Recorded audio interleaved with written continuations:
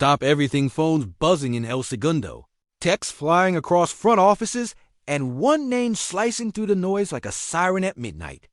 A wing the Lakers have circled is locked behind a South Beach deadbolt for now.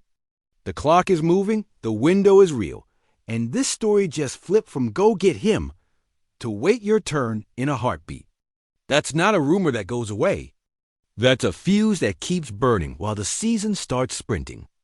If you care about how this roster gets from dangerous to inevitable, lock in, because the answer might be the trade you don't make yet. Here's what you're getting today. With zero fluff, we'll unpack how a single no from Miami recalibrates Rob Pelinka's board, what it really means for LeBron James and Anthony Davis in a season where margins are razor thin, why the number on the Heat's price tag is more strategic than stubborn, and how timing, not just assets, decides whether the story dies in December or roars back in February. We'll talk FIC, contracts, rotations, the chess beyond the headlines. And we'll separate the parts that are concrete from the parts that are pure projection. Stay to the end and you'll walk away with a roadmap for what the Lakers should do next, not in theory, but in practice. This is Lakers News Fan Report, the place where purple and gold obsession meets basketball reality. If you want straight talk with a fan heartbeat and a coach's whiteboard, hit subscribe, tap like, and drop your read on this saga in the comments. This community is built to argue, learn, and win together. Let's get the temperature right. The Lakers entered this cycle with a clear checklist. Protect the core. Add real two-way wing minutes. Keep flexibility for a February swing without choking the rotation before Christmas.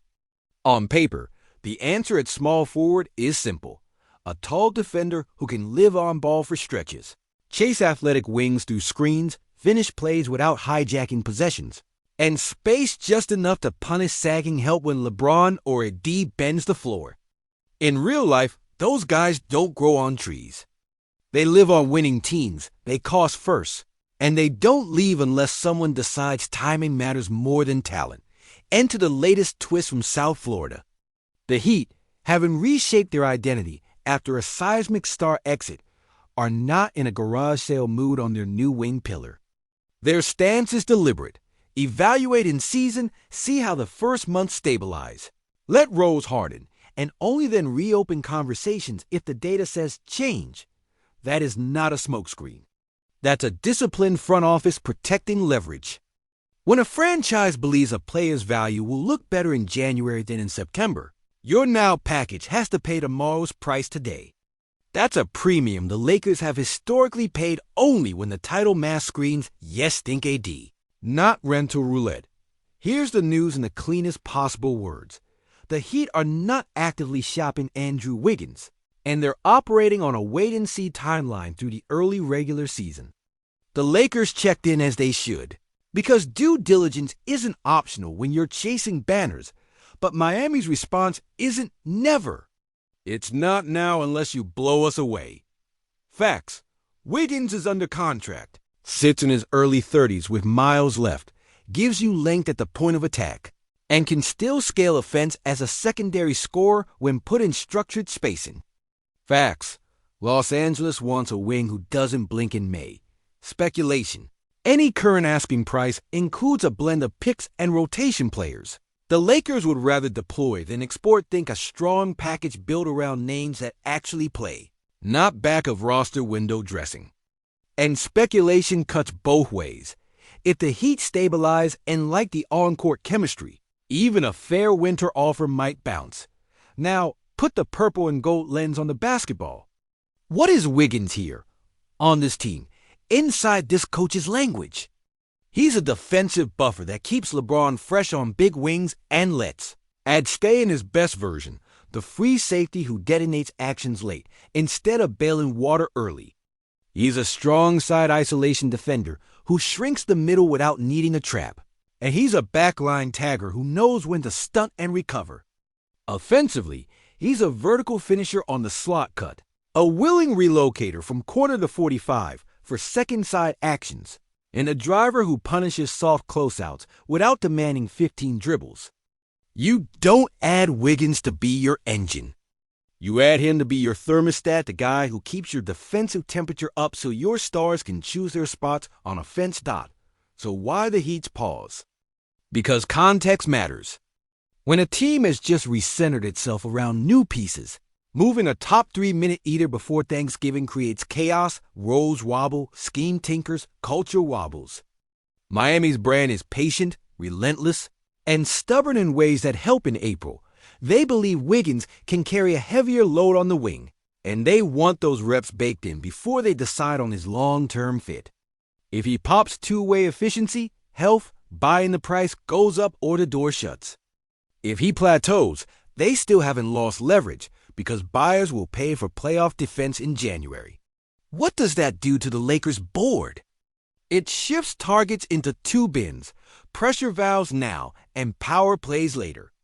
Pressure valves are the low-ego, Berg writes-friendly, switchable bodies who can give Darvin Ham 18 clean minutes in a playoff environment today, players who won't cost your bright future or your present.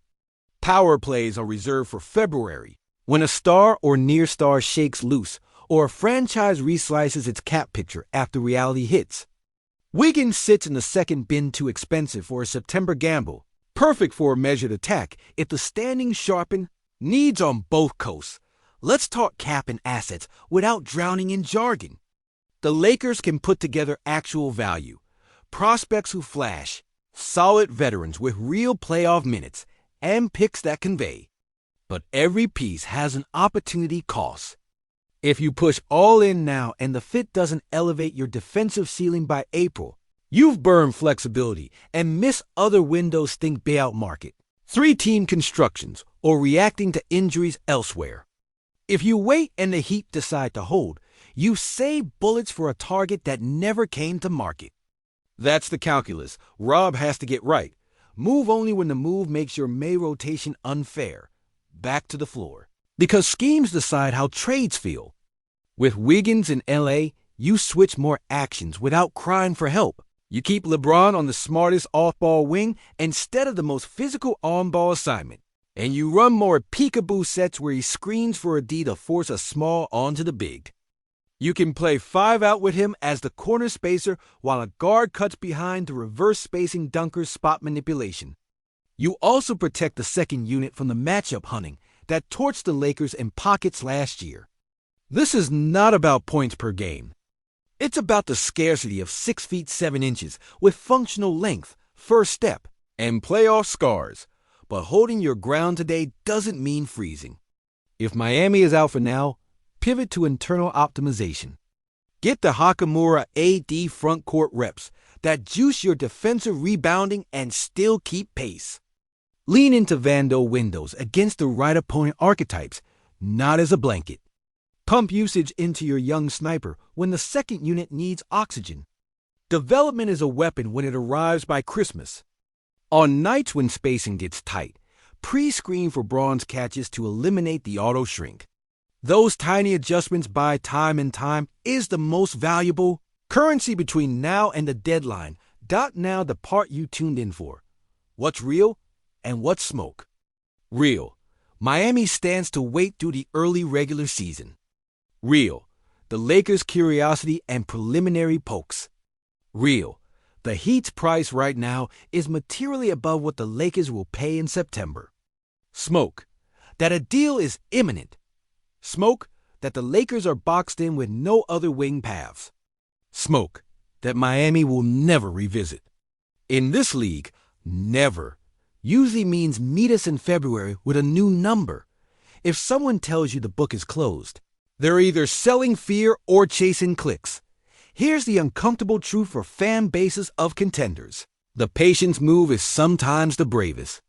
The Lakers' core is title-proven with the right pieces around it, and the front office has shown it knows when to hold and when to swing. If the Heat are truly in evaluate-only mode, every game Wiggins plays well in Miami helps two teams. It raises his price there, and it clarifies his fit here. If he plays middling basketball, his price dips, and that's when Rob picks up the phone again. Either way, the Lakers can't let urgency turn into charity. The move has to lift the ceiling, not just patch a draft night narrative. let's spend a minute on rotations and what Darvin can extract without a trade. In high-leverage minutes, the Lakers' best identity is ruthless simplicity. AD at the 5, anchoring the paint, and roaming weak side. LeBron orchestrating with a downhill guard screening to force switches. Two wings who shoot corner threes at league average and who never die on the screen. And a connector who gets you from second action to third without sticky dribbles. If Wiggins is unavailable, you recreate his effects. One wing who can guard the point of attack for 4 possessions in a row. Another who can chest up bigger forwards. And a guard who tags in with chase energy to protect the first wing from foul trouble. That's not as sexy as a headline, but it wins road games in March. There's also a human piece to all of this. Wiggins has been through a full spectrum. Top pick expectations, role recalibration, two-way renaissance on the biggest stage, valleys and climbs. Miami wants to see if their version of him, the one with more touches in a rebalanced offense, can sustain across 20 to 30 games. That's fair. Meanwhile, the Lakers have to keep their own locker room locked onto the controllables. LeBron's greatness is routine. AD's defense is generational. Their window is not a rumor.